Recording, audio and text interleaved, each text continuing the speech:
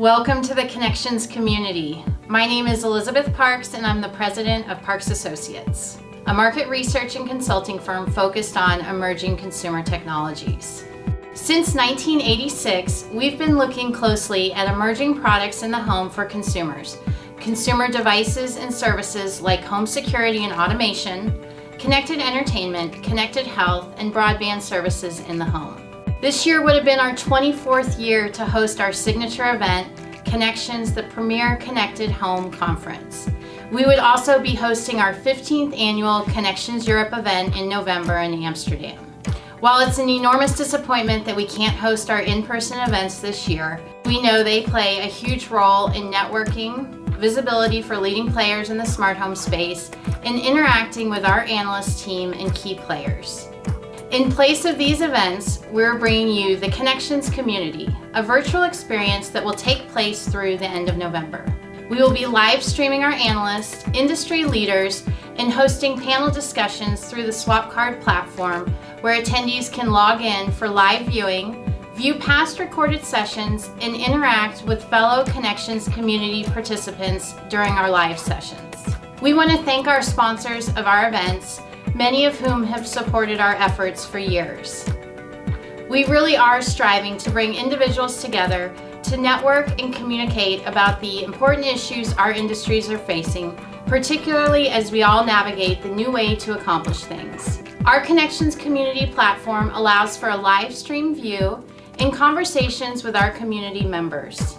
You can ask questions, chat with the group, chat with individuals, and even have a video meeting spontaneously with community members. Following the session, we'll have open networking discussions on video for more dialogue with our analyst team and community members. We have already had some great sessions on the platform as part of the Connections community experience. If you're just joining us, or if you missed a previous session, you can go back on the agenda calendar to watch these on demand. These virtual experiences lead up to 3 days of networking fun, where Parks Associates will present a state of the smart home market, the value in elevated user experiences, monitoring and expansion beyond security systems, smart home platforms, seniors and technology, and the impact of new technologies focused on proactive and predictive analytics, as well as the impact of 5G and Wi-Fi 6. We are proud to bring together over 1,000 executives so far, with more members joining daily. Our team looks forward to your feedback. For any comments or interest in learning more about visibility options or speaking, please reach out to me or any of our team members.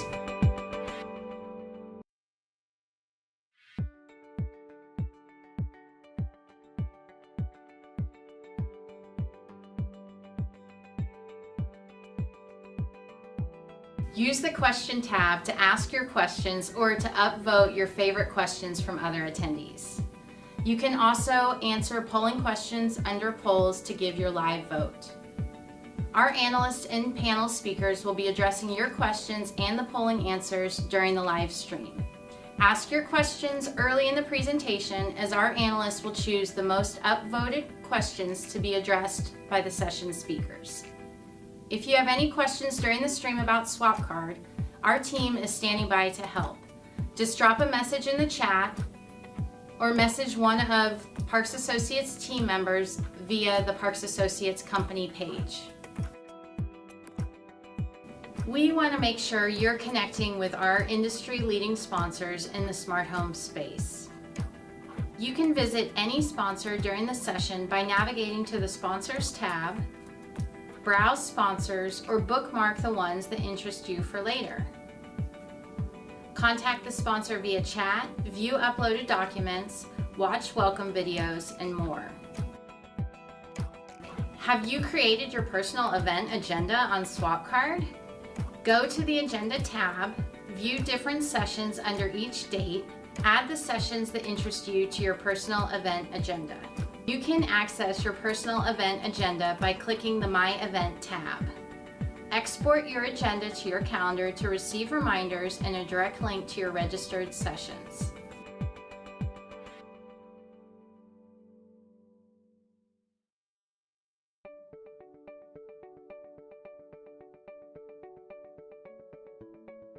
The number of connected devices continues to expand year over year, and 2019 concluded on a particularly strong note for the security industry. Security system adoption reached 1/3 of all U.S. broadband households at the end of the year.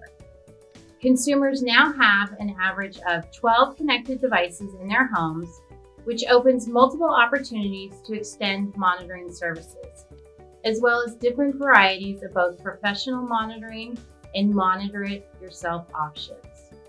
Our team forecasts that total professional monitoring revenue for the U.S. residential security sector will total $15.7 billion in 2020, with smart home services accounting for $1.2 billion. COVID-19 pandemic and resulting economic fallout create a more challenging landscape in 2020, specifically as consumers will look to reduce household spending. Central monitoring is a high-margin business, and many stations have excess monitoring capacity, driving the industry to expand its value proposition beyond the standard security offering. As more aspects of daily life get connected, and as people spend more time in the home, new opportunities emerge across multiple industries, including energy usage monitoring, risk mitigation from flood and fire, monitoring the health and safety of aging relatives, tracking of valuables, and appliance maintenance monitoring. We look forward to sharing more from this report, IoT Extending Professional Monitoring for New Revenue, at our upcoming events.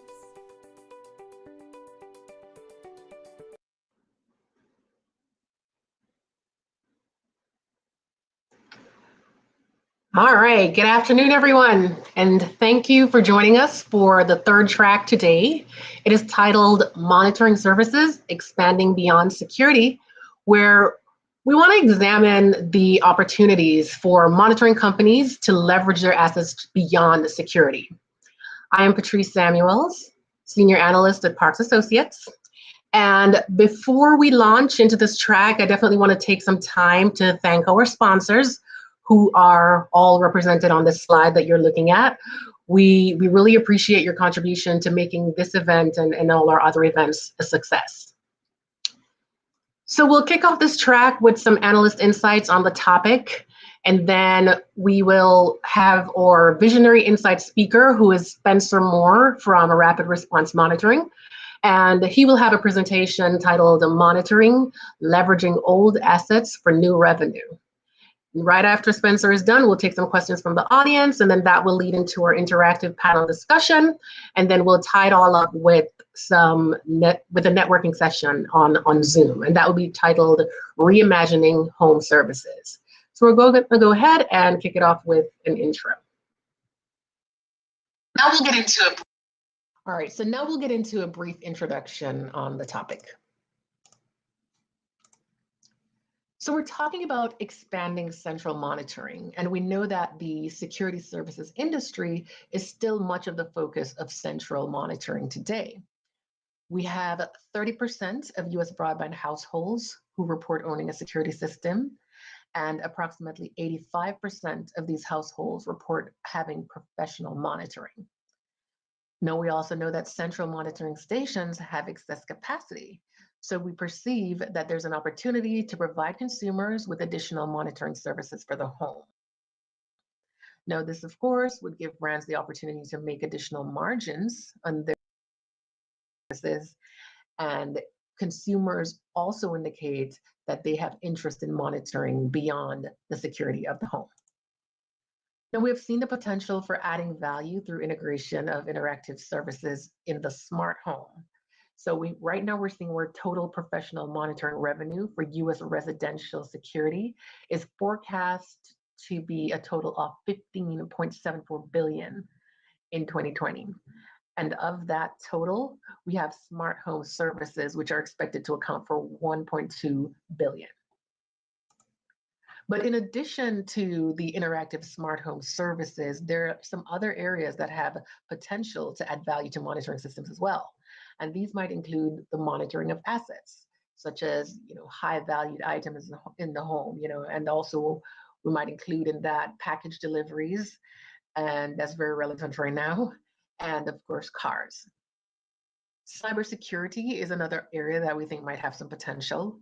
PERS, personal emergency response systems, environmental monitoring, and that might include freezing, flooding, and air quality monitoring as well, and also energy usage monitoring. So we want to examine the opportunity for some of these services and of course some of the key consideration when trying to bring some of these services or service bundles, as the case may be, to market.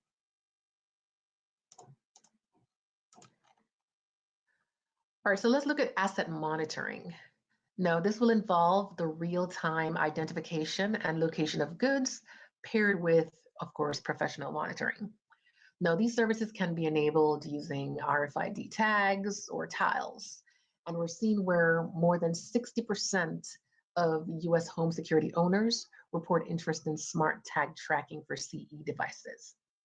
And they're interested in these services for a number of items. And as you can see on the chart here, consumer electronics or consumer electronic devices tend to rise to the top of the list.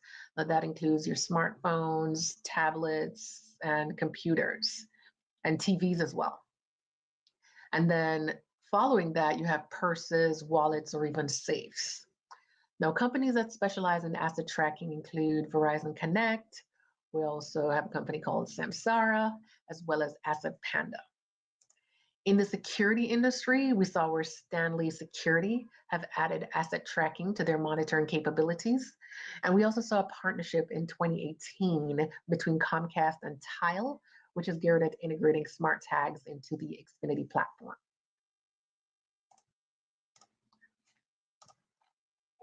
Cybersecurity is the next one I want to look at. Now, of course, this involves the monitoring of IoT devices and device data. Now, consumers have an average of 12.3 connected devices, and this is up from 9.2 devices in 2016. Now, the devices that are included in that average are connected computing and electronic devices, smart home devices, connected health devices, and of course, your fitness devices.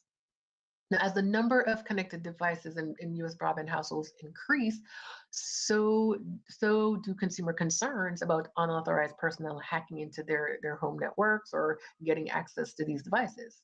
Right now, we're seeing where nearly 80% of consumers report concerns about data security and privacy. And we have 35% of consumers actually experiencing a data security or privacy issue in the past. Now, of course, there are many, many established companies that specialize in security software. And many of these companies are now leveraging AI to provide proactive and advanced protection for devices and the home network. And these include companies like Cujo, AI, F-Secure, McAfee, Bitdefender, and Irdeto. And we see where a lot of these companies too are now forming partnerships with internet service providers, and they're enabling security monitoring services. And this is kind of becoming the norm among your ISPs as well. Some have begun adding security to their standard internet security services, while others take the different approach to sort of add these services as a value-added service. 38% of US broadband households report owning at least one remotely monitored internet connected device. So we also want to look at PERS, that's your personal emergency response systems.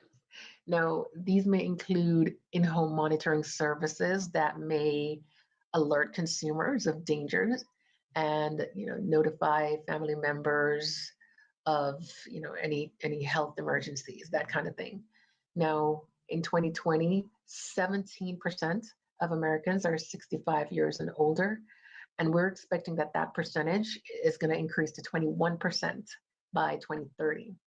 This is expected to help drive a growing need for various connected home health solutions, including those involving security and safety related solutions that can enable sort of that independent living or just generally improve the quality of life of seniors. The Parks Associates estimates that approximately 3.22 million consumers over the age of 65 will own a PERS device in 2020. Now, We see a number of providers from device manufacturers to monitoring providers enabling independent living solutions. And some examples, American Two Way is one. It utilizes monitoring capabilities to provide PERS and telehealth solutions. Similarly, we have rapid response monitoring, providing monitoring for PERS and mobile PERS. Now, when we look at consumers' attitudes towards PERS, we're seeing where the majority of consumers who own PERS devices actually find them very helpful. And there's a perception that, for various reasons, aging consumers tended to have negative sentiments about PERS devices. But Parks Associates research here that you're seeing on the chart is showing that the majority of consumers who do own them currently, find them either useful or highly useful.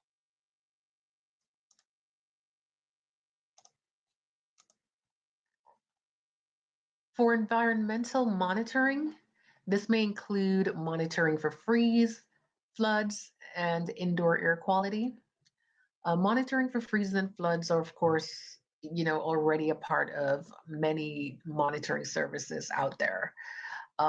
Monitoring for indoor air quality, including, identifying particles and gases in the air, as well as molds of bacteria, viruses, and other harmful substances. Now, of course, indoor air quality has been getting a lot of attention lately because of consumers' concerns about COVID-19, but we're still seeing where only 1% of US broadband households have actually purchased a smart climate control device, such as a smart air purifier or a smart humidifier in 2019. We have companies like Germ Guardian as being one of the early entrants into this space.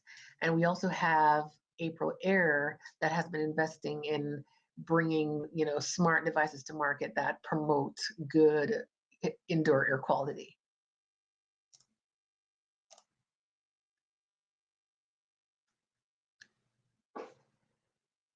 Energy usage monitoring. This is also an area that can potentially add value to security monitoring. It involves the monitoring of energy consumption patterns in the home to curtail energy usage and to help families, of course, be more informed and efficient with their energy usage. And yes, the risks associated with having high energy bills may not be as high as having a home security breach or poor indoor air quality. However, the potential for savings is what we're looking at. The potential for savings through this kind of monitoring is what adds value and may be or could be a differentiator in the space.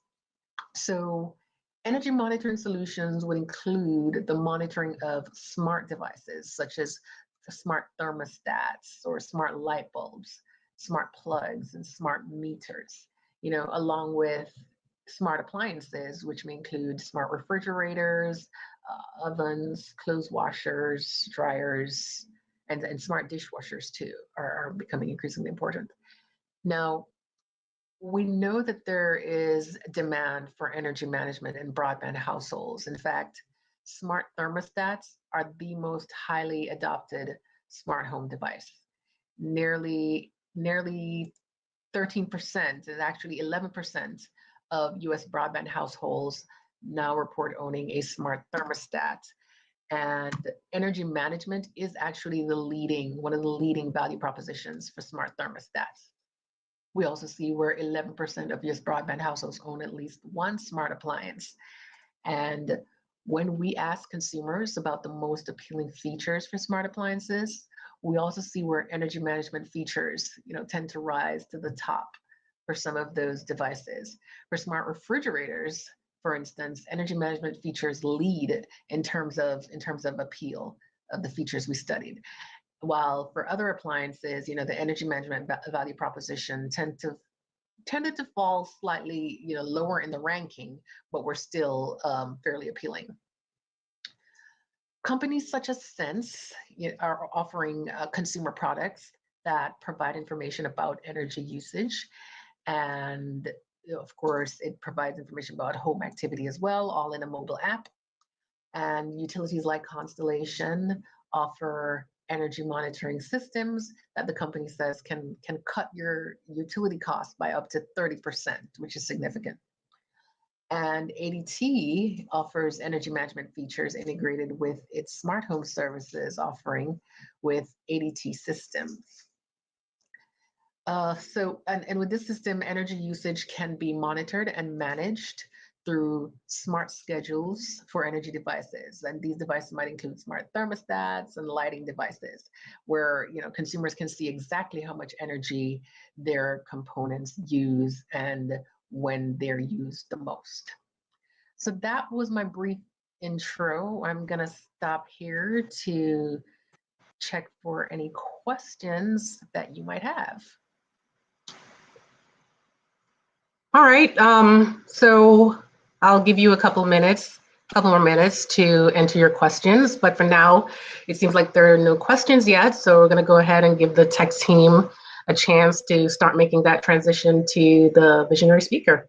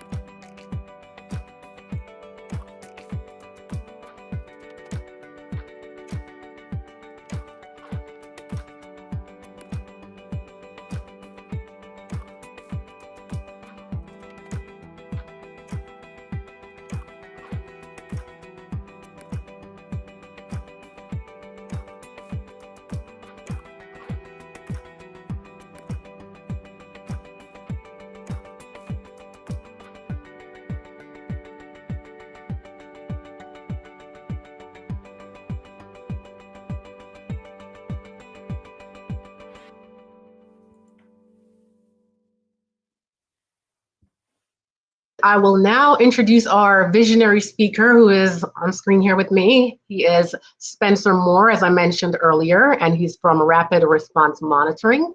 And Spencer will be talking about leveraging monitoring assets for new revenue. So he will give his presentation and then for about 20-25 minutes, and we'll take some questions afterwards. So with that, take it away, Spencer. Thank you, Patricia.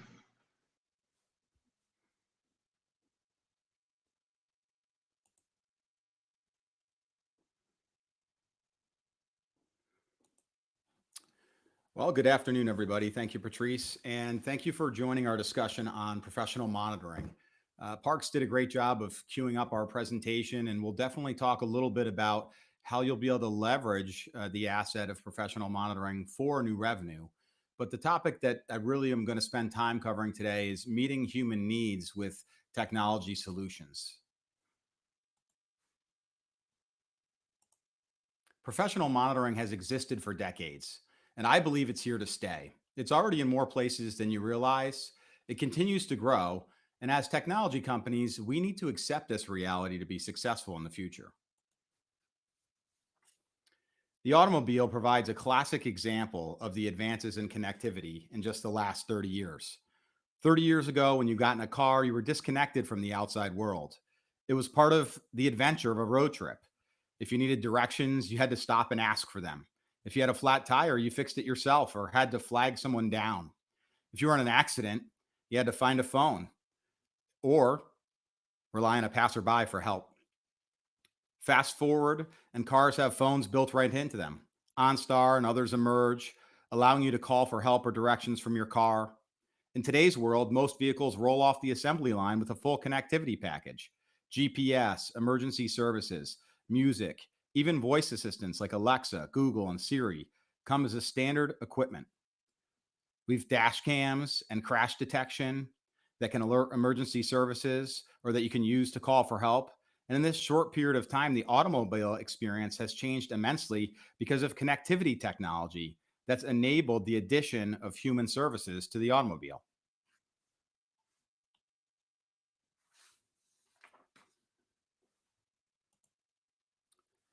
In today's world, we're not just connected in our cars, we've got access to countless devices that keep us connected wherever we are. Monitoring has a long history of driving innovation through these connections. With a monitoring subscription, you can even add on-demand empathy, compassion, and human judgment to your technology. You can transform consumer experiences from reactive to proactive. Let's examine some of the proactive offerings that most of us are familiar with today and their limitations. When you think about monitoring, you may think of a security system in your home or business, a fire alarm in a school or a mall, and of course, a fallen senior calling for help. Each of these traditional systems have significant limitations, like limited connectivity options, very narrow regimented sets of data that are being transmitted from those systems to a monitoring center, and often only one-way communication from the system to the monitoring center. Now, let's contrast these systems with today's technology. Nearly anything can be a sensor that's monitored. Two-way communication is standard, and the amount and types of data that's available is unprecedented and can all be shared in real time.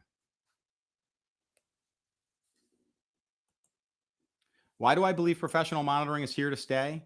Homes are being built with connected devices as a standard offering, right in their core systems. We nearly always have at least one connected device on our person. I do now. I'm sure the rest of you listening do as well. Massive amounts of data is being collected that isn't acted on today. Think back to the automobile. As connected technology continues to permeate our lives, it creates more opportunity to further serve and solve for human needs at scale with the addition of professional monitoring. Let's take a look at this chart, for example. This is some great data from Parks. I think we saw some of it earlier in the presentation this afternoon. It shows real growth in monitoring subscriptions over the course of the last 5 years. And this growth is just in areas that I would consider, traditional monitoring, not even where I expect the industry to evolve. In the next 5 to 10 years, I think we'll continue to see more connected devices, as Patrice mentioned, and more connected devices equals more opportunity for all of you that are in the technology world providing devices and services, and more opportunity for those of us who are in the professional monitoring space. Monitoring is now a lifestyle choice. Consumers today are increasingly trading privacy for convenience. They will provide information in a way that allows for others to provide services. And subscription services have become a way of life, especially in this COVID lifestyle. I bet you most of you listening here have added a subscription or two or three to your lifestyle. Shared data can now be acted upon in such a way to be able to benefit you or your loved ones or your family. And consumers' feelings about a service change when you add a human service component. We all have feelings and emotions that drive our decision making. And I've seen adding a human service component to a connected device change the way consumers feel about that device or service. Feeling watched changes into feeling protected. Feeling exposed can turn into feeling secure. Feeling vulnerable can be changed into being supported. Feeling exploited, like your data is being used for purposes not benefiting you, can be changed to feeling served with the data that you're providing to these services and companies.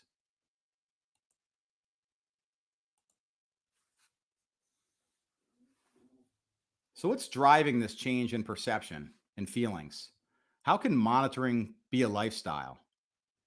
When you add monitoring, attempted awareness from a vibration on a smartphone transforms into someone taking concrete action on your behalf, taking an item off your to do list, providing an experience that's been customized to you or to the service that you're using. See, I believe that the experiential difference is what changes the device into a service and monitoring into a lifestyle choice. That change in perception, combined with ubiquitous connectivity, has already grown professional monitoring in more places than you realize. Let's take a walk through where you can find professional monitoring today. You'll see it protecting your home. Patrice mentioned a variety of different manners in which you see this. You can see it with security. You can see it with fire. There's a small amount of homeowners today taking advantage of environmental services. You can protect yourself for security, for safety when you're alone, on the go. You can protect your loved ones, kids, older parents, other family members, all available to be protected through advanced connectivity that's out there today. And then in the car, mobile protection. We talked about the automobile and the opportunities that are there, that were there in the past and that are there today. And there's a host of a variety of other potential areas where we find monitoring today. In businesses, protecting assets through automation. Networks were brought up already today in the conversation. Home awareness, taking care of your pets, checking in on them personally, and of course, your identity. Whether you've thought about it or not, professional monitoring's all around us, even today. Take a second and think, which of these services do you use? Which of these use cases resonate with you or your business? Where do you fit into this puzzle?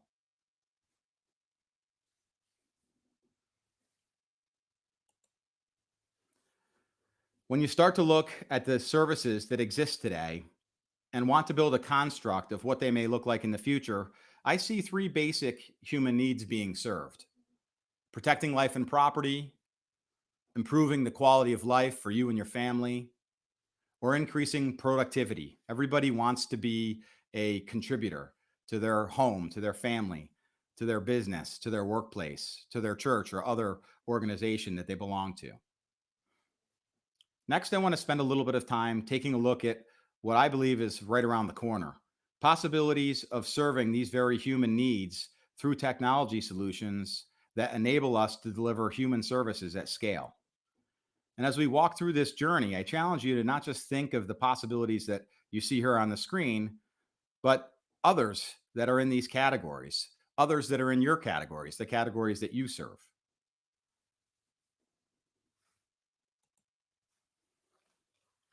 Wearables are becoming more and more common. We saw some good data on this as well earlier in the day today, and they're available now for every age group.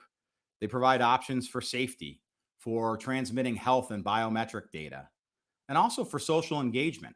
I think this is an area that we'll continue to see human needs be served at scale as we leverage technology and connectivity to be able to provide very important things to seniors as that senior population grows, like social engagement.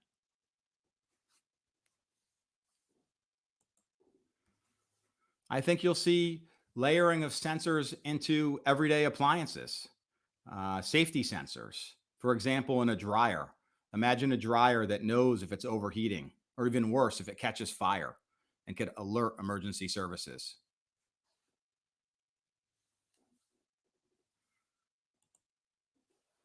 How about a connected hot water heater with a built-in carbon monoxide detector coupled with a leak detector? I don't know if any of you ever had a hot water heater that goes bad and floods the basement, but I would definitely be in a position where I'd pay extra for a heater that has both of those features and the connectivity to keep me aware if I have one of those scenarios unfolding in my basement. The thought of monitoring a circuit breaker for abnormalities in current or potential consumers' minds is it's very foreign for them still. You think about the potential for electrical fires; those are some of the most harmful fires in the nation. In fact, I believe they kill most folks because they happen a lot when everyone's sleeping. So this is quickly becoming a reality and something that is a possibility that one wouldn't have considered a few years ago.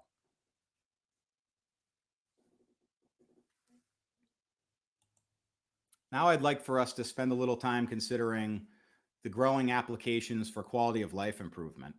You know, as we transition into looking at quality of life improvement, I can't help but point out all of the opportunities for growth in the monitoring sector. I believe that quality of life really has the largest potential for growth and opportunity to leverage technology and serve our human needs at scale. I think that our generation has less downtime than generations before us. We continue to add technology to try and drive more convenience or more time back into our busy schedules. But more often than not, that technology demands our time and attention to yield any true value. And adding the human component alongside the technology is where the real value is added with delivering a service. Think of the concept of 1,000 personal assistants here to help you with your personal day to day, and how you might be able to leverage that as a consumer, how you might be able to leverage that in your day to day life. How could something like that apply to your business or service?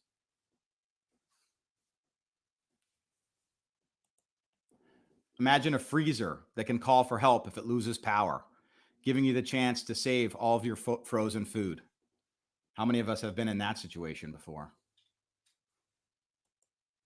Think of all the ways that connected cameras are being used: checking on pets, watching for deliveries or service people, seeing the kids on or off the bus in today's pandemic environment. If you've got young kids and you're working, you know, I was just at a barbecue with some friends outside, and they were talking about how their working schedule puts them in such a position that they have had to install a connected video doorbell because there's about a 15-minute gap between when their 12 and 13-year-olds get on the bus and they have to leave for work. And so they were leveraging this technology to be able to use it to monitor their kids on their own to make sure they get on the bus. But you can think about how all of these different use cases could lend themselves towards some type of monitored solution for those that are creative. This poor guy just came in from playing with the kids outside, and he's wishing he knew his dishwasher was flooding the basement for an hour when he got back inside. Just think of these possibilities and how they can expand continuously, time after time. We've all been in this situation. You connect that next device, and suddenly the internet just doesn't work like it used to, or even at all. In today's world, that's more important than ever. Losing the internet or drastically reducing its quality affects not just family fun, but work, presentations like these, and school for kids that are learning remotely. You can easily imagine, with all the connected devices in a home today, a service where ahead of events like this, someone proactively contacts you to warn you about the limited bandwidth at your home, about the state of your network, right, in your home or business, and then offer additional solutions for you to troubleshoot and prevent these types of scenarios from occurring. So that way you can improve your quality of life and avoid these scenarios and situations.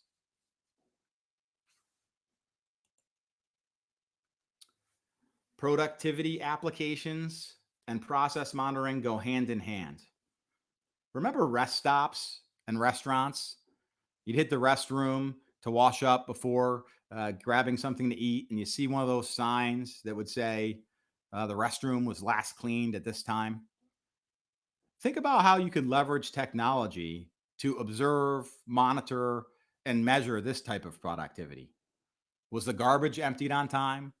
Was the restroom cleaned when it needed to be? There's a variety of different ways that you can imagine using monitoring technology to be able to monitor all of these processes. With process monitoring, we can measure and account for following proper safety protocols in all kinds of environments.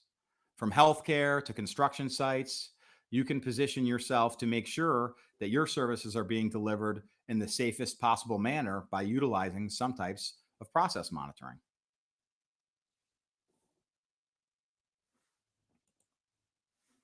We can monitor steps in a process for accuracy, for completion. We can monitor absence from a workspace. We can look for fraud and abuse. When you open your mind to how monitoring can be applied in the workplace to processes, looking at the technology that we've got available at our fingertips, you can get extremely creative with the possibilities.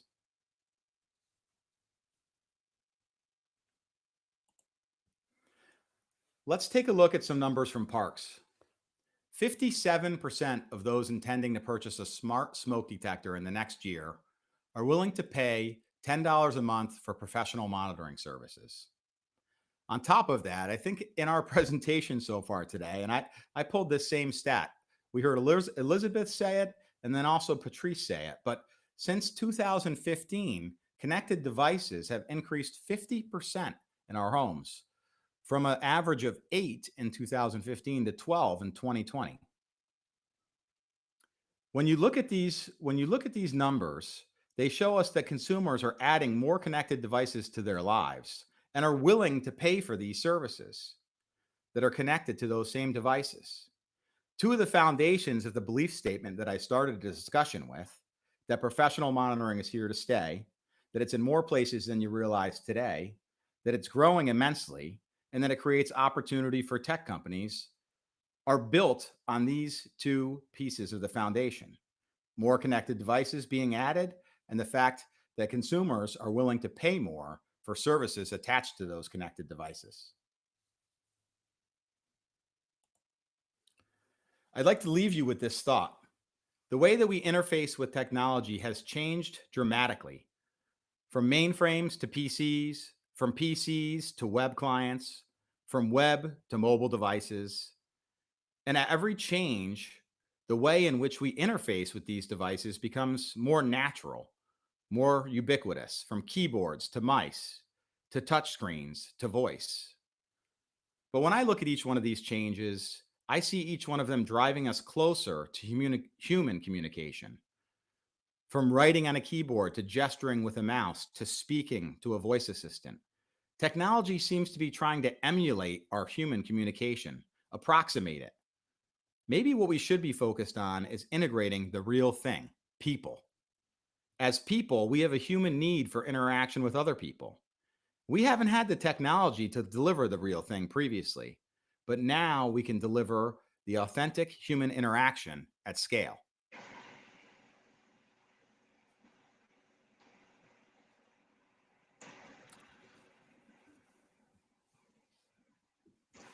Hi, okay, so I'm checking the Q&A here, and it seems like there are no questions yet. Let me check one more time.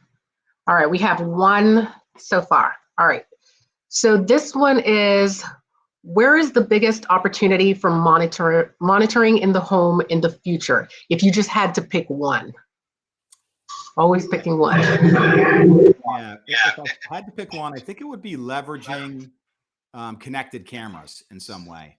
Connected cameras have become a very, very large business for those that are in the space, but there is not yet a lot of in the home visual or video monitoring. And I think some of that may have to do with privacy concerns. But I believe that those that figure out how to bridge that gap will be in an advantageous position, Patrice.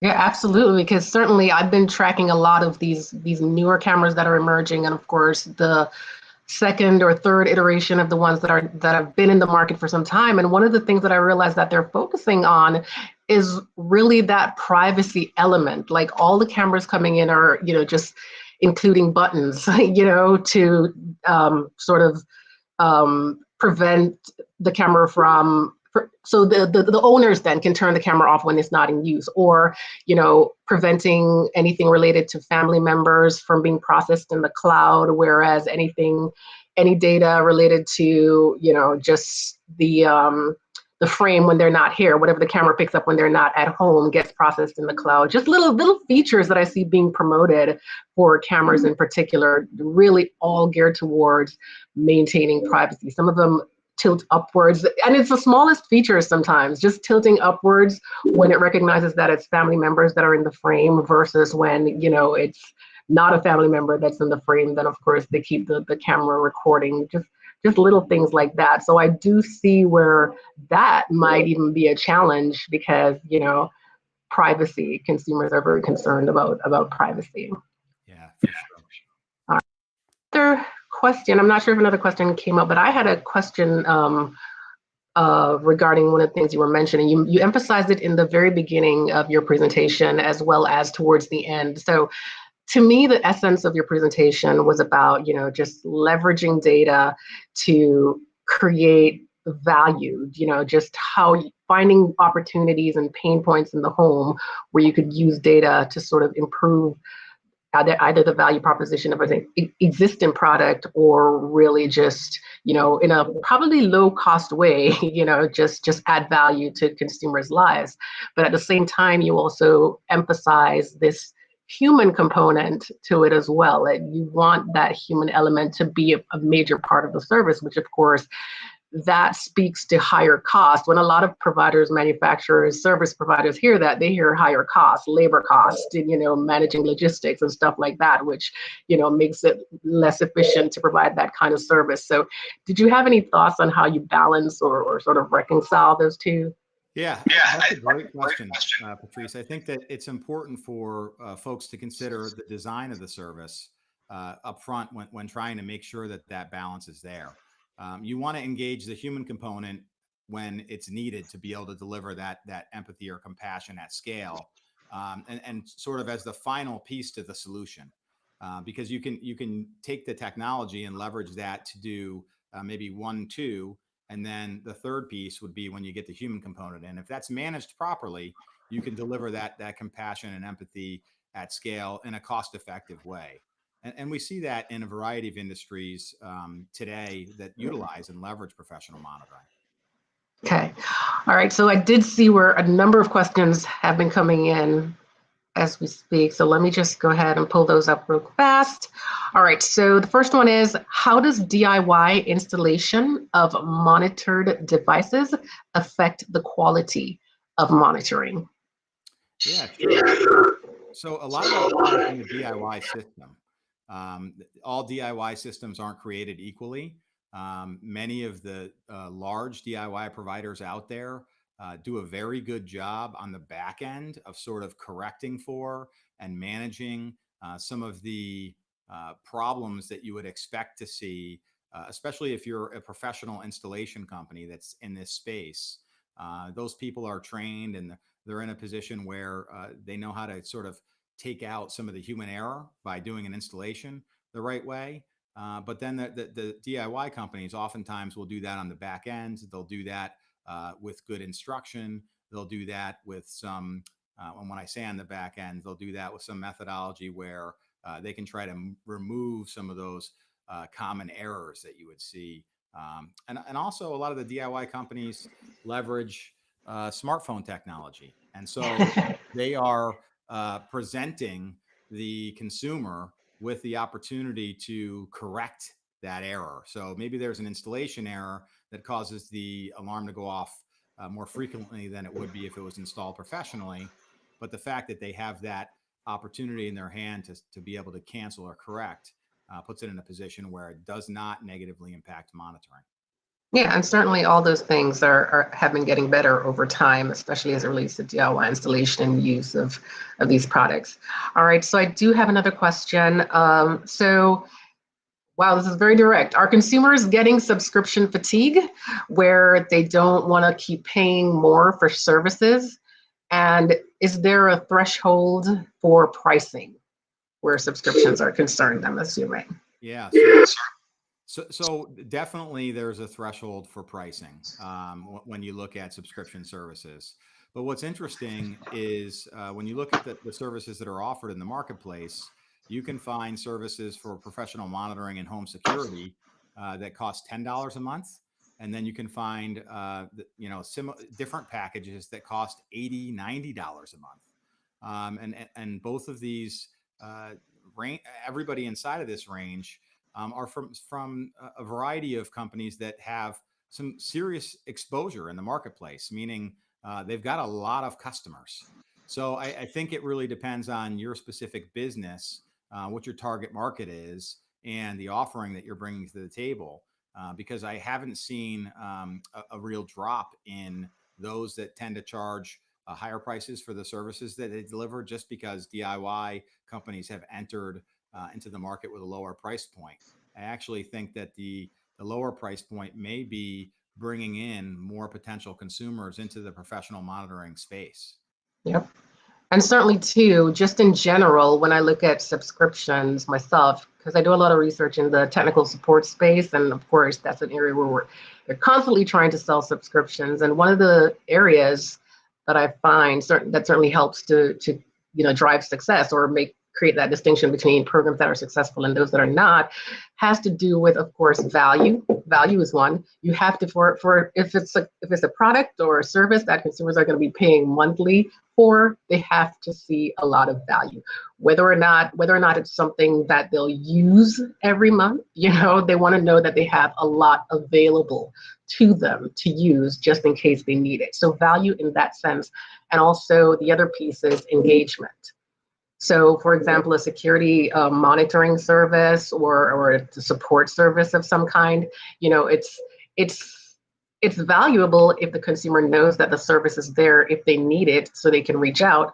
But it's also even more valuable if, at a certain point, you reach out to that customer and, provide some information or do some proactive communication that will engage the customer and kind of remind them that you're there, that the service is working, and that it's adding something to their lives. So value and engagement are two pieces that I found help with subscription. But I did have another question for you. This is, what's your explanation for why security monitoring subscription rates have gone down in the last 2 quarters? Did you have an answer for that one? Yeah. So I think some of that has to do with the impact of the pandemic would be my guess, right? And if you look at the trending on that chart that we showed, and this is Parks research that we borrowed to share today, but that trending was increasing, and I think all of us were expecting as we moved into the first quarter of 2020, and I expect that it will continue to decrease at some point based on what we see here with the pandemic. But there is some impact on the whole based on economic impact. Some businesses have been shut down. Some folks are, have lost income and so have had to cut some services. And so we may have temporarily lost some of the gains that we've seen as an industry.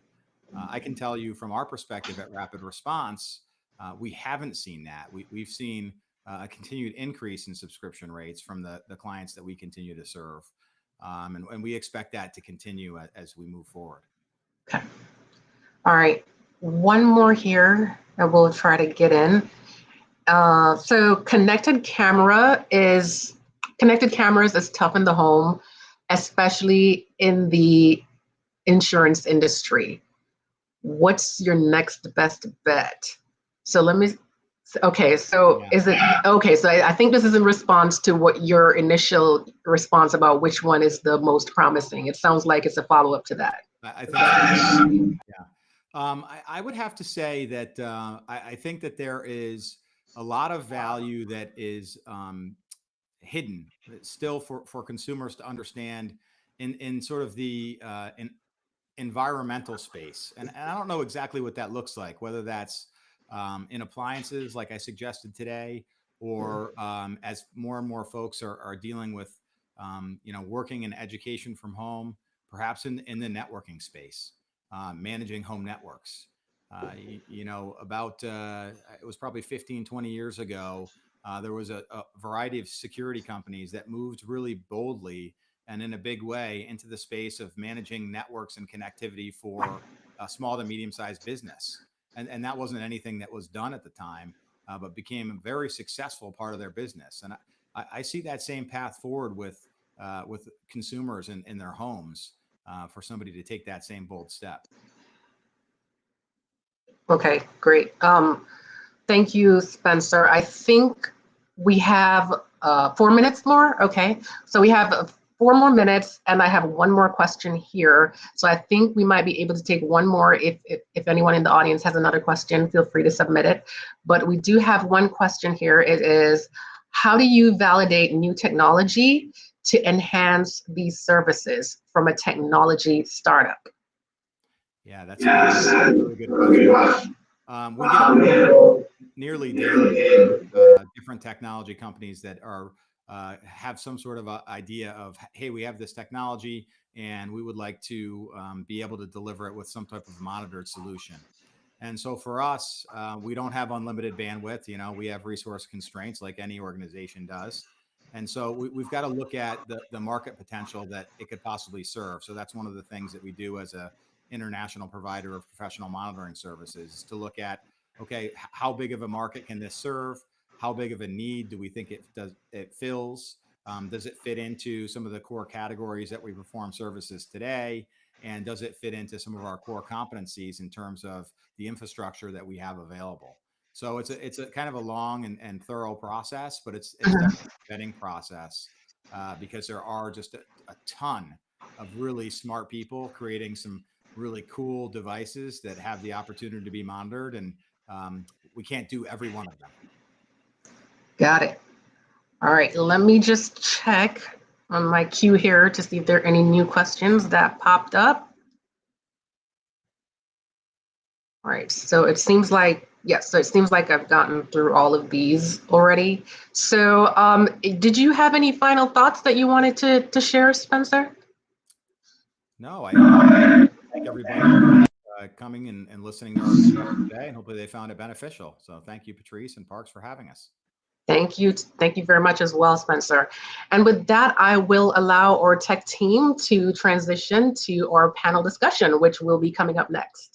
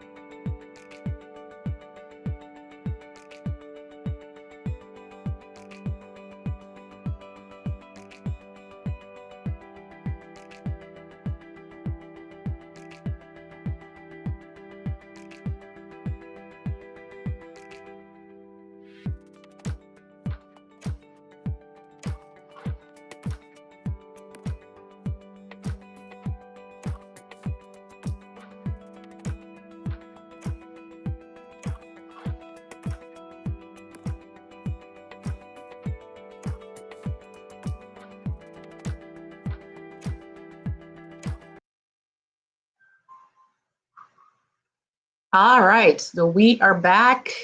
We are back and ready to get started with our panel discussion. And what the title of our discussion will be evaluating the opportunity, how to expand to new services. So we're going to kick this off with some introductions from our panelists, and then we'll get into some questions, some structured questions, and then we're going to make about 15 minutes towards the end to take your questions.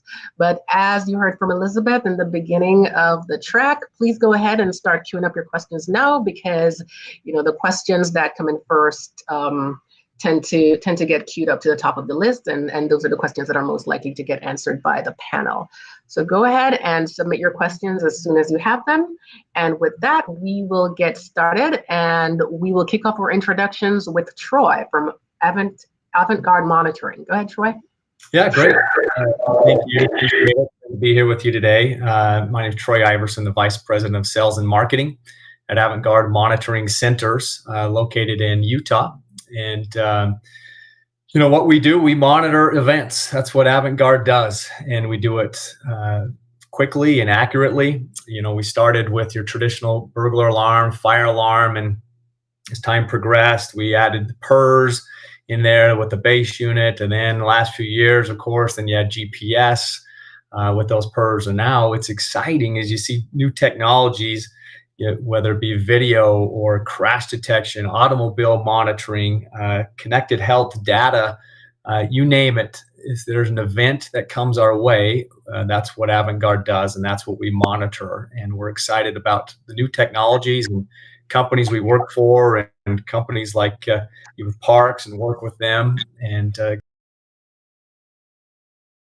excited to be a part of this panel today. All right, thank you, Troy. And after Troy, we will move to Leah, I believe. Leah from ADT. Leah, are you there? Are you ready? Yes, I'm here. Wonderful. All right, go for it. Hey there, everybody. I'm Leah Page, and I'm the Vice President of Mobile Security and Strategic Products at ADT. At ADT, we fundamentally believe that everybody deserves to be safe. And for us, monitoring is so core to what we do and to our bread and butter and into our day-to-day that it's been an exciting part to sort of, not only learn that side of the business and, monitor all different aspects of life, but also to think about it in a slightly different way. We've been, as a team, thinking really about what's happening, away from the home. For years, over 145 years, we've been a trusted brand in home security. But for us, more recently, a pivot to thinking about, protecting the person and protecting them away from the home has been a serious consideration set. And so we've built a platform that's allowed us now to, interact with different interfaces, different types of devices, as well as mobile apps, and really bring that, that security leadership that we have in the space now to sort of the on-the-go types of devices to serve new demographics and new user experiences. At ADT, we have about 6.5 million residential customers that we provide security for, so it was natural for us to sort of, continue on that extension. We handle upwards of about 15 million alarms annually through our 6 US-based monitoring centers. And so I think, I'm really excited today to be talking a little bit about that extension of, potentially new types of monitoring services and what that means both to the security industry and, to monitoring companies like on the panel today. Wonderful. Thank you, Leah. And now we'll move to David from COPS Monitoring.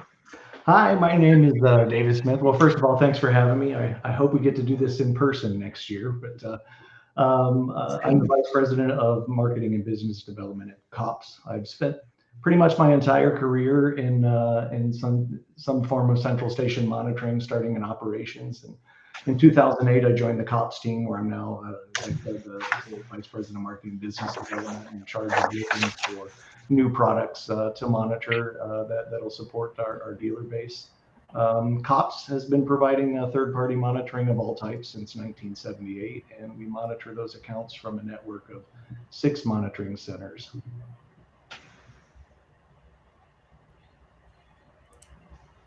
All right. Did we lose David, or did David Yep, that's it.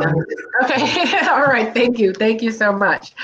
All right, and with that, we will get started with our panel discussion. But before we get started, I want everyone to just take a look at their control panel to the right of their screen, where you can find your poll questions, as well as it's the same place where you submit your questions. So you should be able to find the polls there, and just take a moment to go ahead and answer those for me real fast.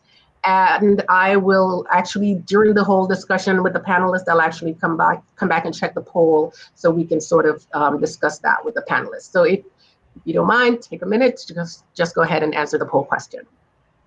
All right, so let's kick it off with our very first question, which is also one of our poll questions, incidentally. So the question is, what is your take on the importance of adopting new monitoring services to the security space? And I know we're talking about all these, different services or different features that we can add to security monitoring services, but is this really important? Is it going to be necessary to attract customers? Is it going to be necessary to keep customers? Or is it really just saying, okay, let's freshen up the space. Let's just see where we can find some more value to add and drive some additional revenue. How important is it really right now to add these services to monitoring services? I'll start. How's that? Yeah, go ahead. I think customers expect us to have these monitored technologies. New technology comes into the equation, whether marketing with larger companies seeing out there, and they see it, they expect it, and which is exciting. And is it necessary to retain customers or attract customers, or just an opportunity to drive additional revenue? I think the answer is yes to all those personally, and it's an exciting time to be a part of it. Interesting. Anyone else have different thoughts on that? Yeah, I can add to what Troy was saying, and I agree. I think it'll be interesting to see what those poll numbers come in and look like here. But I really think that even the extension of it, and one of the answers that wasn't available to us, but is really enabling new user experiences as well, right? So when we think about what's happening in the world today beyond the home, it's really about new types of experiences. A few years ago, like the gig economy didn't exist, and we didn't have shared services where people were meeting.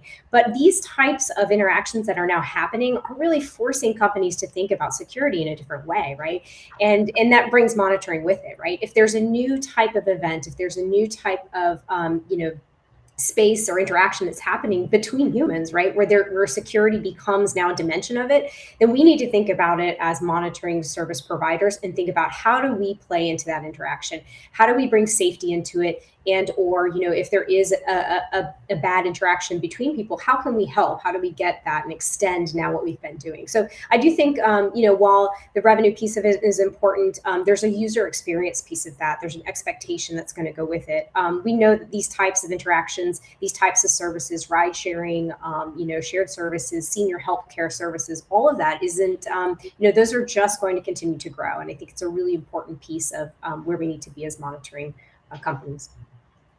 Yeah, to add to that, from my perspective, I think the alarm industry for decades, they had to create their own demand for products. There were, I don't think people went down to the alarm store and said, hey, I need a monitored product. The exact opposite way is we went knocking on your door and said, you need a monitored product. And actually, in a sense, for decades, the alarm industry enjoyed the fact that they were the ones that they licensed themselves, they regulated their industry, and only alarm companies installed alarm systems. And then come along the broadband and connectivity and smart home, and a lot of alarm dealers kind of scratched their heads about that and weren't quite sure if they wanted to get into networking or if they wanted to touch a person's home routers, or if they even knew how to. And it left the door wide open for other forward-thinking companies to come in and create solutions that were easy for customers to install. So if I guess my advice there is just not give this narrow vision of what your services you're providing, and keep your eyes open for what your customers are looking for. Yeah, and to that point, I do recall some time ago there was some discussion around, churn in the space as it relates to security monitoring. And, there was a thought about, associating or partnering with products or companies and industries where there's more longevity. So for example, if people are holding on to their cars for, 5 years or more, then, perhaps if you're monitoring that vehicle as well, that could offer some longevity in the space.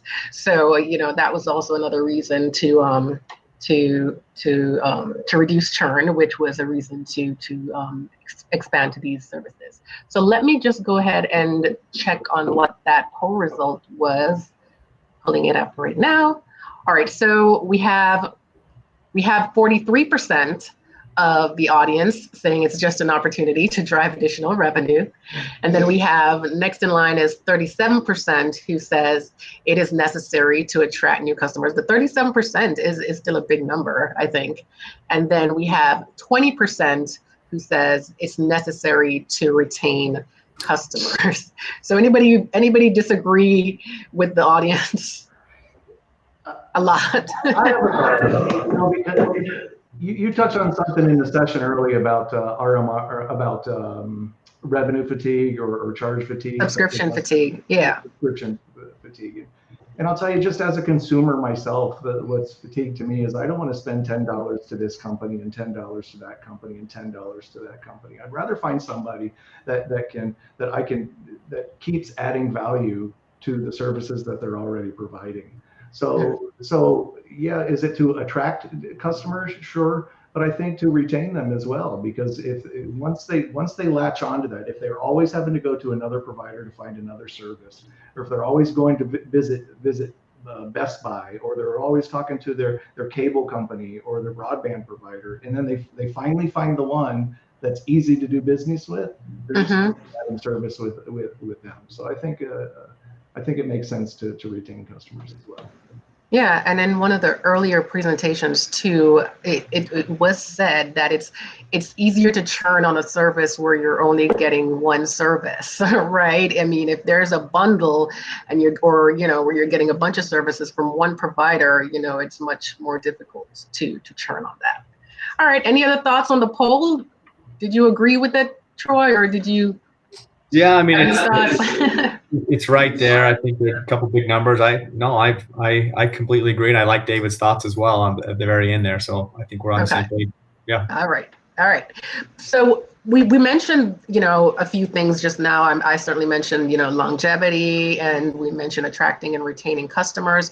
Just wanting to make sure that we've exhausted the benefits of expanding to new services. So are there any additional benefits that we haven't touched on that you guys can think of as to why it would be necessary to expand to new services, and any additional risks associated with that? I don't think we've looked too much on the risks associated with expanding. So can anyone talk a little bit more about those? I can. We had a chance to talk before, and one of the topics came up when I first heard about this subject about monitoring. And also, as I mentioned before, the industry has done a pretty good job about regulating itself. So while there's some revenue opportunities that are not professionally monitored, when you get into professional monitoring, there are some considerations that you need to take onto what needs to be licensed, what states require licensing, and things like that. So I'd recommend having a relationship with an attorney that understands this industry, so you can ask them questions about that, because some things don't need to be licensed. For instance, MPERS is a good one. MPERS at one point in time needed no licensing at all, and it's being added to the existing alarm laws. Right now, I don't believe MPERS needs licensing, but if you're going to offer monitored products through a professional monitoring provider, you probably should have a good relationship with an industry attorney. All right, and you guys seem to want to jump in initially, so now's the time. Anyone else have any thoughts on that? Let's go with Leah first. Yeah. I'm sorry. You mentioned something, and it kind of struck a nerve with me about just kind of attracting new customers. So slightly different tangent here, but I think when we think about monitoring the types of services that are available today and where we can go with it, attracting new customers into the overall ecosystem is really interesting. It's another way to look at attrition, right? Keeping the customers you have, but then attracting in sort of, net new customers to think about like the experience that they're going to have, and then trying to have something for them in your ecosystem. With what we're trying to do in the mobility aspect of the ADT business is really reach out to new customers that are well before kind of that typical household buyer. So expanding that 30% that you guys talked about earlier, right, that already have an alarm system, but getting them into an ecosystem and hitting them where it matters, right? So we've released a mobile app called So Secure that allows people to experience ADT service for the first time. And that, to us, really helps to build in that ecosystem to really think about how to usher in a whole new set of demographics, of age demographics of people into our overall ADT umbrella. So when we think about it, I think attracting new customers is a really important piece of this, and how you might think about even the assets you have to be able to do that is a really important thing, next generation pillar for us as monitoring companies. Yeah, makes sense. Troy, you were going to say?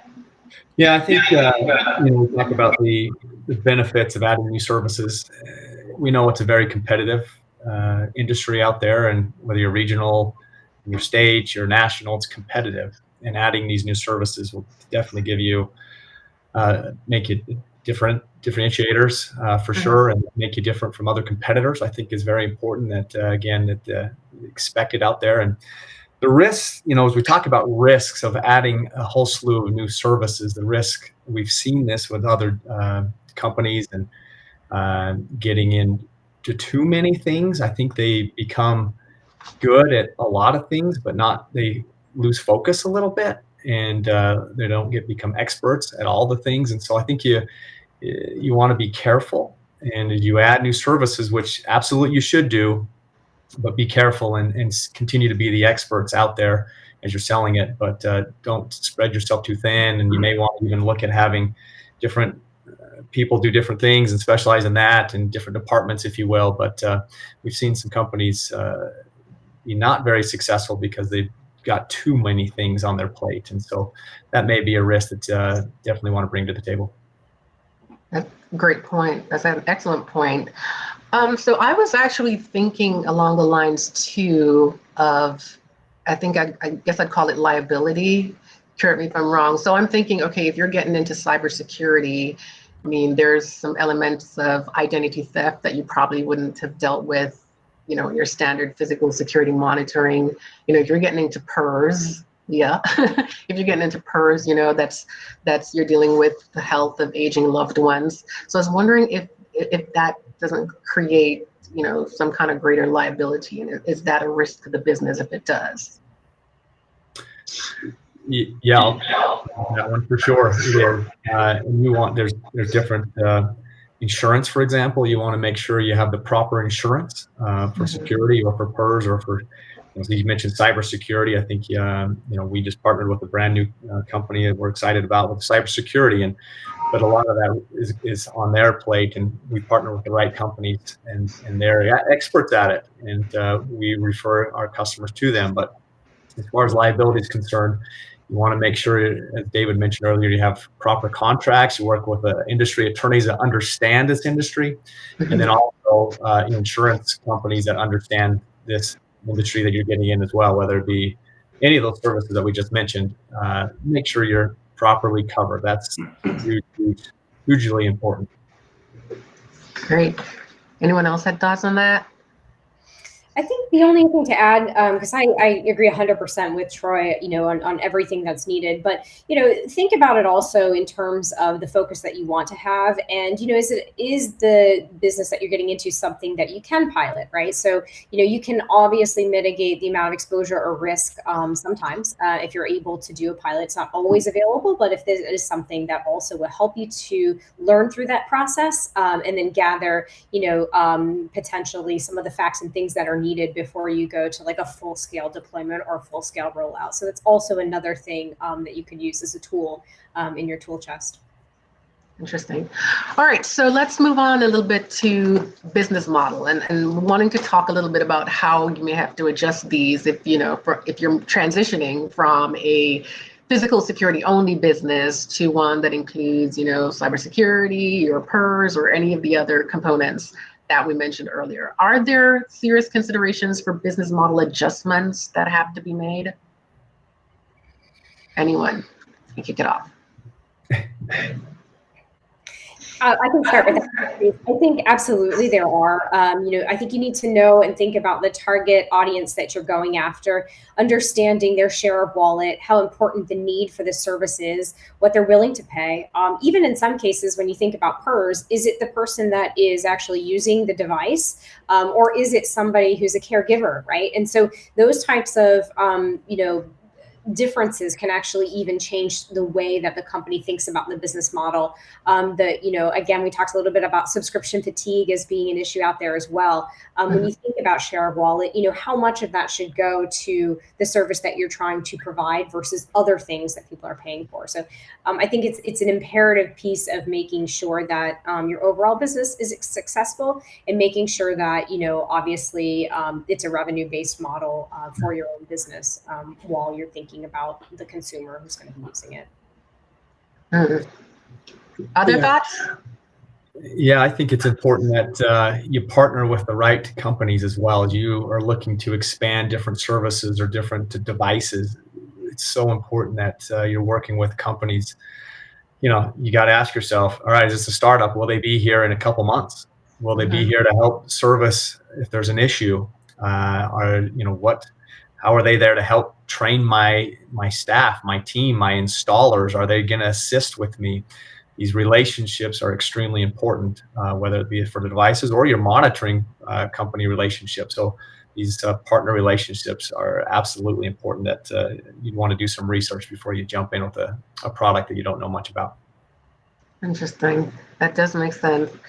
So I did. So I didn't mention, I think, when I was talking to Spencer earlier, and we were talking about subscription fatigue. Again, we'd mentioned engagement, right, as a way to sort of drive that that appreciation of the value of the service. So I'm thinking, and I'm looking at these additional services that we have here that we're thinking of expanding to, and I'm wondering if additional communication or additional engagement will have to be one of the ways in which business models will have to change, because a lot of, I think, security business models today for physical security, it's not one in which you touch base or engage with the customer, unless it becomes necessary. So I mean, if you're dealing with PERS or you're dealing with maybe even cybersecurity or what some of the others, asset tracking packages, it might be that you're engaging with your customers more. Is that something you foresee? David, you're shaking your head. You want to take a go ahead? It reminded me of a story of a situation that we went through earlier on in the industry when the industry introduced electronic cancel signals. So the idea of the electronic cancel was because we know physical security and alarm systems generate false alarms. So the electronic cancel signal was designed to, when somebody put in their valid code, it would send us a signal that said somebody put in their valid code. Therefore, we knew that everybody was okay, and we didn't make a call. So we're solving false alarms. But what we did is we decreased customer satisfaction because they're paying whatever their $30 a month monitoring rate, and they were never getting telephone calls from the monitoring center. So the perceived value of the system actually went away. So we struggle with that a little bit. So now it's a little bit easier because you could do drip campaigns, we could do welcome calls, there's other ways to communicate with customers through the app, through app experiences and things like that. But I would definitely recommend reaching out to your customers on a regular basis. Yep. Okay. All right. Let's invite the audience again to go once again to that poll tab and answer the second polling question that we have there. I'm going to also ask the panelists that question and then come back to see what you guys are thinking. So the question is, which of the following services has the greatest bundling potential in the short term? And we've sort of been talking about a lot of these services throughout the discussion already, but just on an official note, let's list them out. So it's asset tracking, and that might be for cars or packages, cybersecurity, monitoring of aging loved ones through PERS, environmental monitoring, which might include floods, freezes, or indoor air quality, and even energy usage monitoring.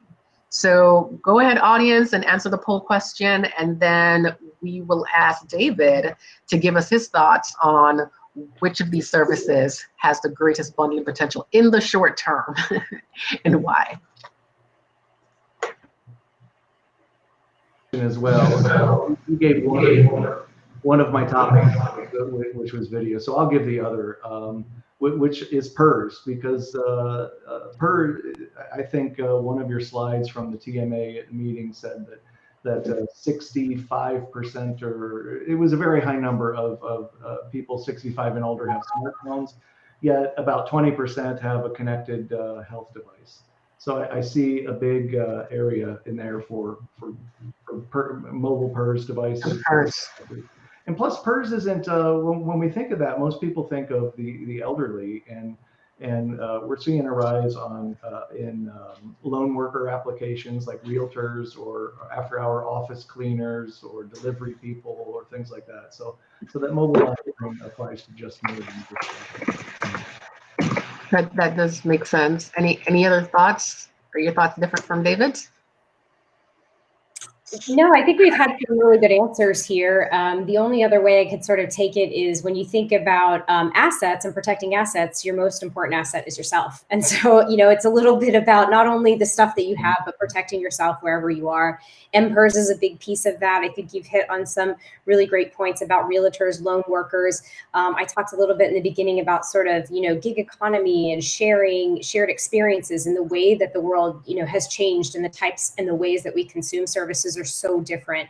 And that creating these security moments is a really big one for us. And so, we're definitely looking at that space as, how to help to monitor people where they are and when they need help. Got it.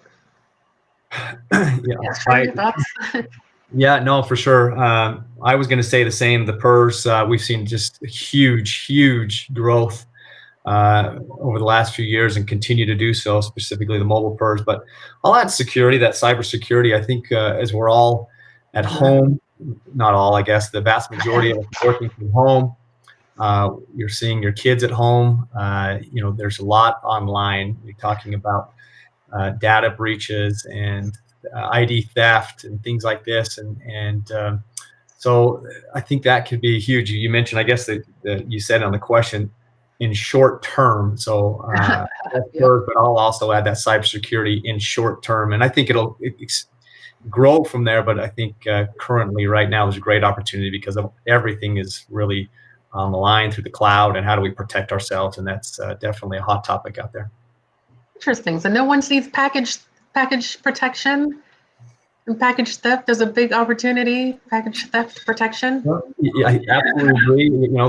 A lot of people have these doorbells you talked about, and I guess most of us are home now, so we ring the doorbell, you just get the package. So maybe no one's stealing packages. Maybe that's why. I don't know, but I know there's some. I see where you're going, but those doorbell cameras, for example, are great, or packages or cars you mentioned is huge as well, and we're definitely seeing growth in those as well. So in the short term, then, now that we're home, you don't see much of an opportunity for that. I don't think I didn't say there's not an opportunity. Maybe just not the biggest opportunity. It's not the one, but the biggest opportunity in the short term. That makes sense. All right. I wonder if it's like an opportunity for our audience, though, because customers are already doing this themselves. They're buying the doorbell cameras. They're already monitoring these things. Yep. Speaking of which, let me go and check those results right now.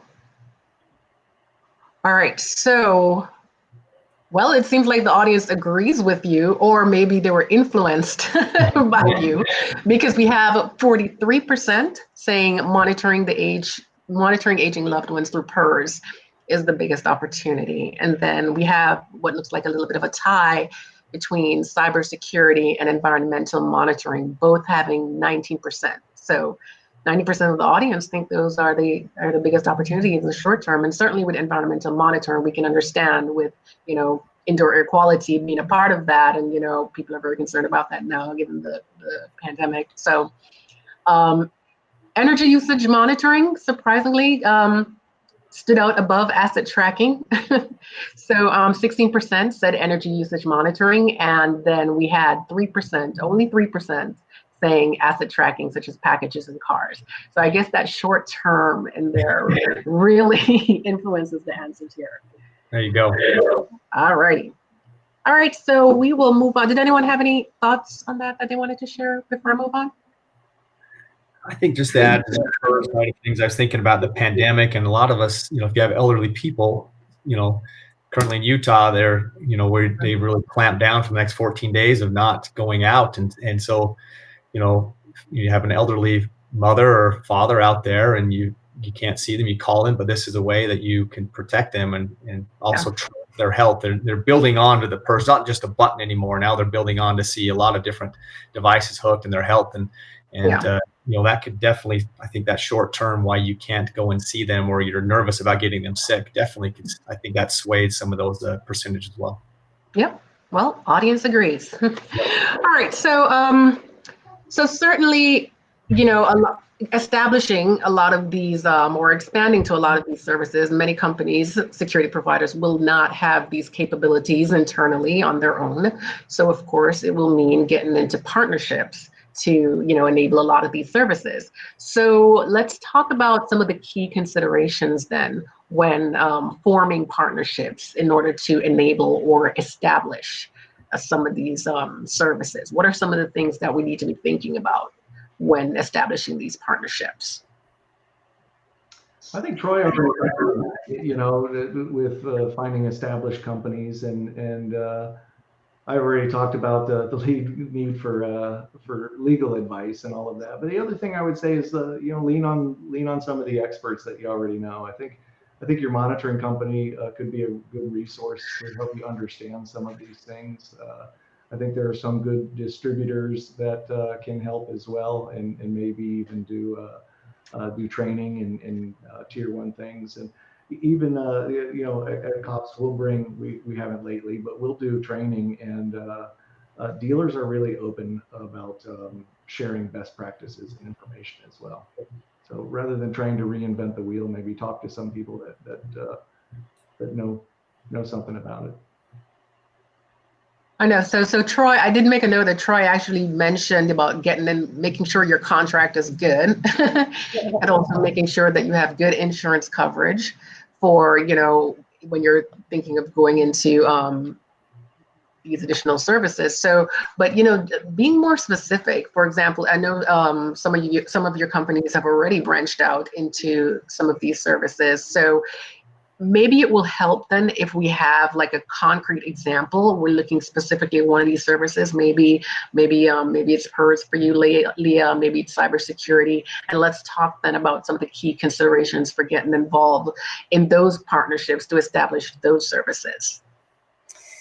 Yeah, I think PERS perspective, when you think about it, part of the business that we help to manage in our monitoring agents, they have a lot more leeway in our health business because of the types of customers that they're dealing with.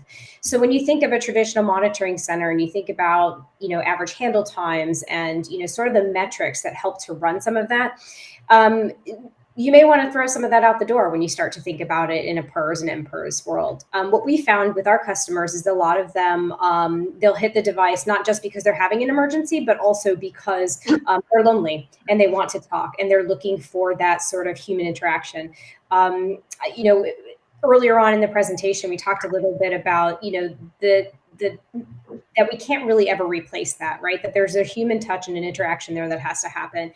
And so, I would think about the type of service that you're looking to offer. Think about the experience that you want that consumer to have, and don't always put the same set of parameters or metrics around the type of service that you're looking to deliver, because it may not work.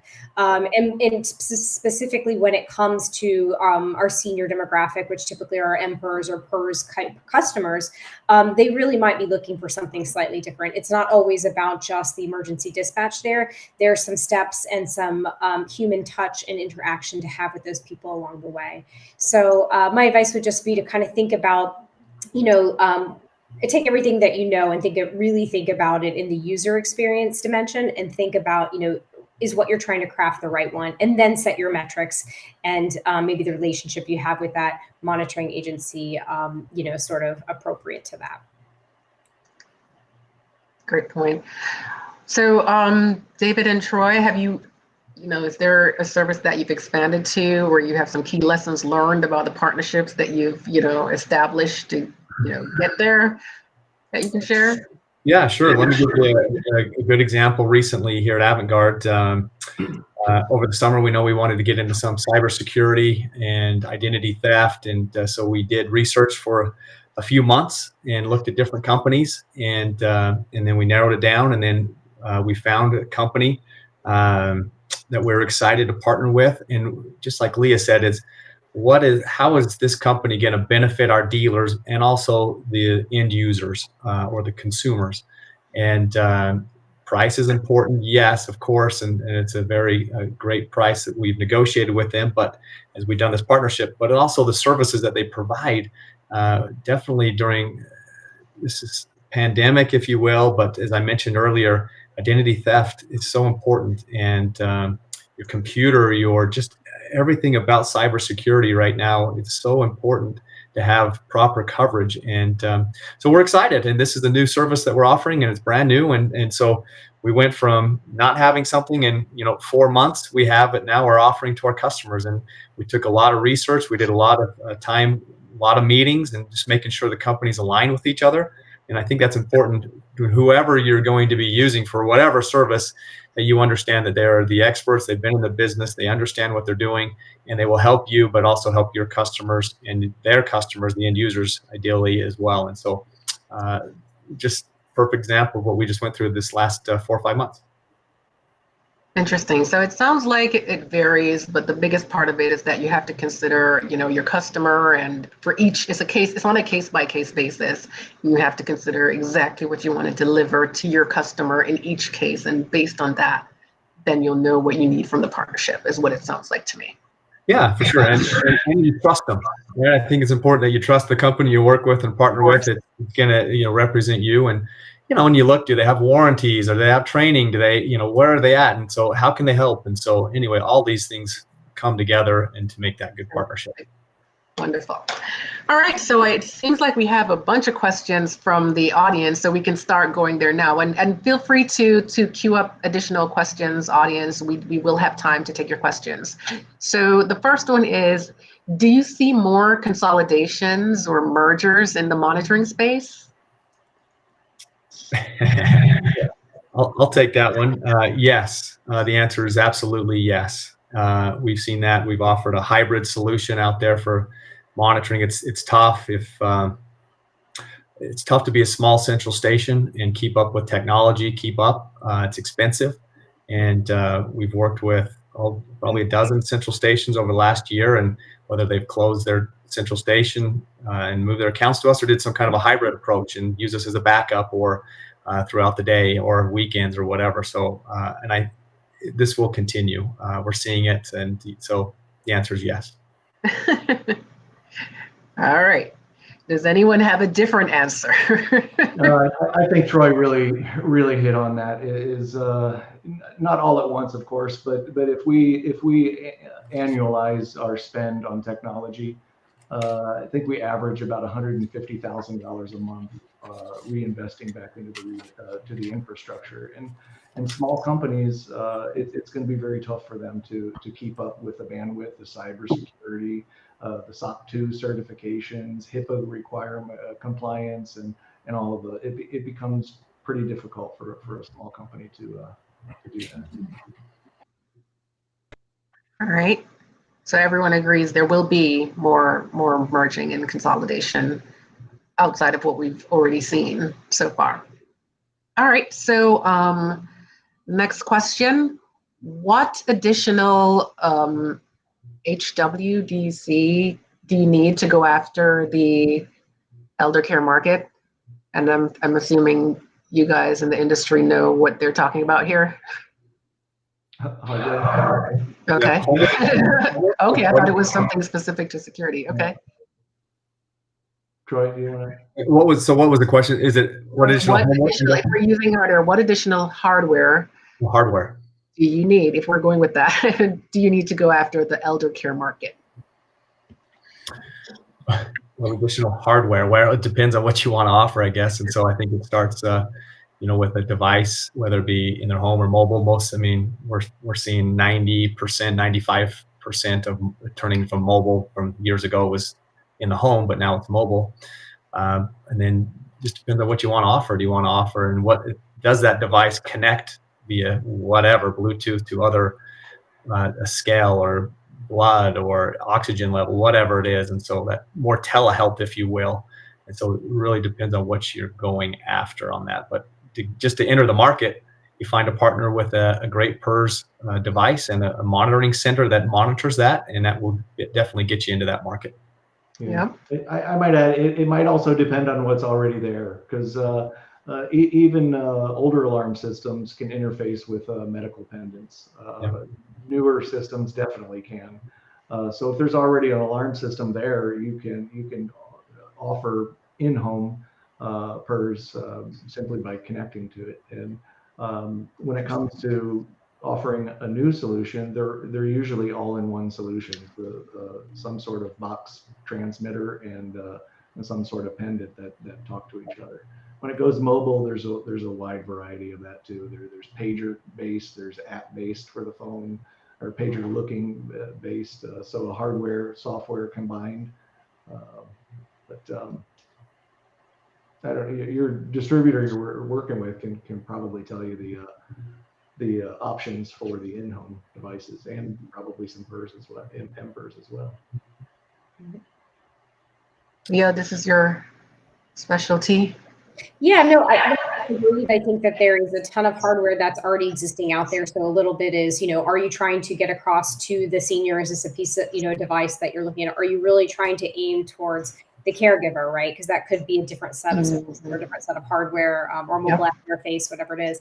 So I think, there's that. I think you're also seeing the increase of voice, as a new type of technology for seniors. So that's been really interesting. There are quite a few devices out there that work well with voice. So that could be, an interesting interface to also work with. So if you're looking at hardware in that space, voice is another good type of voice-enabled devices are great devices to be looking at as well. So there are a whole slew of them, everything from, your original old watches, buttons, things like that are on the device or even in the home, all the way now through these newly voice-enabled devices that are checking in and even projecting signals to not only, monitoring centers, but even caretakers and family. So. Yep. Great points. Wonderful points. All right. So another question that came in. Do you see any opportunity for COVID-19 related monitoring services? Real-time people counting, high counting alert in brackets, for example. Not sure what that last part means, but do you see the overarching question, do you see any opportunity for COVID-19 related monitoring services? And we did mention that indoor air quality before, so that might be one of them. Yeah, that could be. I think I mentioned before, if your elderly is home alone and there's some opportunity there to keep, tabs with them, or they know that they're taken care of, I think is important as well. But specific COVID-19s, I'm not sure exactly where they're going with that question. We've seen some of it in SMB, so some medium business, like you've said, doing counts of stores. So if there's only a certain, percentage of your total capacity that's allowed in, that's a way to help to manage it. The interesting part there is just, there is so many rules and regulations along the way. Things have sort of opened up now. And as we look into now later in Q4 and even into Q1, some of the news that broke the day, how much of this, is it meaningful to get into that now, or did we miss the boat on it already, right? And so while I think this will continue to be with us for a period of time, there's obviously a lot going on in that space that, potentially could help or not make the demand for this type of service as strong as we look into next year. Yeah. All right. So we have another question that just popped up. It's, what do you think are the most valuable use cases for add-on elder care sensors? Is it proof of life? Is it monitoring for changes in behavior? Is it sleep monitoring or bathroom visits? So a very specific question, maybe we should create a poll question for this, is what do you think are the most valuable use cases for add-on elder care sensors?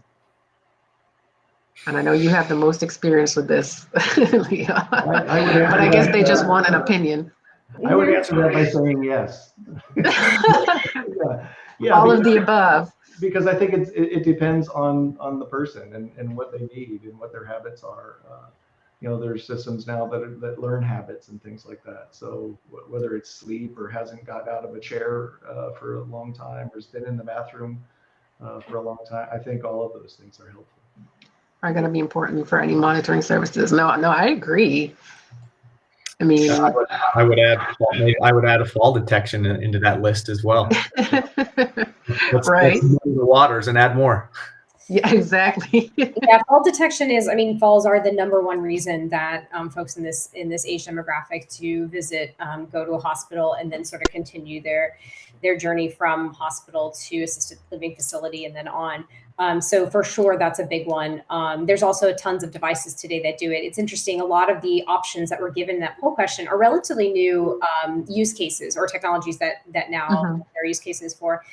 They're all very important. I think changes in behavior is one that's really interesting because technology can play such a crucial part there. Knowing that, I do the same 5 things every day at the same 5 times, and then I don't do that on the 6th day is a very crucial piece of information. And just with some, pretty simple algorithms, it's easy to tell that somebody's off pattern, and that can mean a variety of things. And that's the first sort of sign. And then, we can use human interaction and other things to interpret, okay, what does that mean, and what steps should we be taking? And that might be over a phone call. It doesn't have to be emergency dispatch. It can be somebody in a monitoring center having that conversation to understand on the 6th day, why did that thing not happen or happen. Again, bringing that human touch and that human interaction into it is really important. Yeah. I guess I wanted to know, like, if we had to start somewhere, like I'm trying to expand and I want to start somewhere, where would be the best place to start is kind of, what I'm picking up is the essence of the question. All right. So let me actually take it back to one of our initial panel questions. So I wanted to ask, this is talking about expanding monitoring services, but of course, there's certainly the opportunity for other providers that are out there, broadband service providers, smart home service providers, to offer some of these services as well and include security monitoring and stuff like that in their whole program. So, the bundling is sort of going a different way, but it's still bundling. So are there any other types of providers that you think would be well positioned to offer similar service bundles? Or is this a security thing? No, in my opinion, security is going to be a byproduct of all of this. As I mentioned before, security was in the forefront of this for so many years, and nobody was like, "Hey, could you sell me one of those alarm systems?" But what customers did say, "Hey, could you sell me one of those garage door openers, or how do I turn on my light?" So I think security, and of course they want security as well. So there's a ton of companies that are already down the road of all of these connected services that want to get into security or are going to partner with security companies.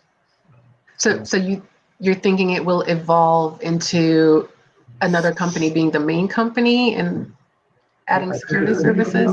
What I said before is that they're going to do business with the people that are the easiest to do business with and that they already have a relationship with. So whether it's large partner, whether it's Amazon or Google and ADT is here, so through partnerships like that. Whether it's your cable provider, but I think that they're going to do business with the companies that are easy. And if you're one of those companies and you're already providing those services and you're able to grow their ecosystem, I don't see why they wouldn't do business with you as well. So it's very important that you make sure that you're the one who's easy to work with. Well, and they need to know about it. You got to communicate with them. The touch points that we talked about earlier, you have to communicate with them. There's a lot, I talk to dealers, and when we get dealers together in a room and we do training and we come up with ideas, and the topic of key fobs came up, and dealers are like, well, not many of their customers have key fobs. I'm like, that's probably one of the easiest. Back in the day, before smart systems and things like that, key fobs. We had them for our cars for decades before we put them on our alarm system. So communicating with your customers that you have things that will connect to their alarm system or their platform that they already have, I think is important. Okay, so I do want to, I am going to go back to the audience questions. I do want to, get as much of those as possible, and everyone feel free to send in more questions if you have them. But I noticed that we kind of all sort of skirted around the energy usage monitoring piece of this whole conversation. So I just wanted to get your take on, just the viability of that and whether or not, maybe we can answer it in the way that we answered that first question. How important is it? Just how viable is it in the space, and how important is that whole energy usage monitoring piece to the security space? Will it play a role going forward? Let me know what you think. When I talk about monitoring, I obviously think about professional monitoring, and energy is one that's tough for me to see how we kind of fit into the picture on that, whether we do or not. So not really having exposure to energy monitoring from a professional monitoring standpoint. I'm not sure that I'd be able to comment further on how they could monetize it from just a customer standpoint. Okay. I think there's your thermostats. You think about that. There's some smart thermostats out there. We talked about appliances in some previous conversations or show slides.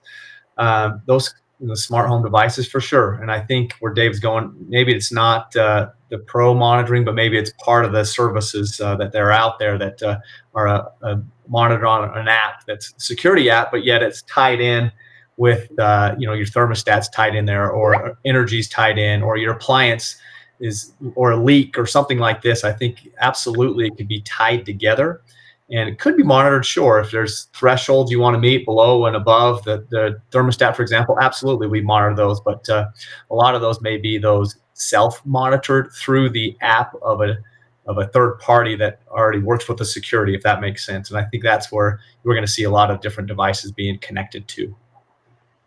Interesting. Yeah, and just to add to Troy's point, we talked a little bit earlier about services being useful. So you don't want to just rely on it when there's, an emergency event or something. You want to be more forthcoming with the value of the service, right? So these sorts of, allowing customers to really do their own monitoring of, whether it's thermostats or smart lighting, certain things in the home.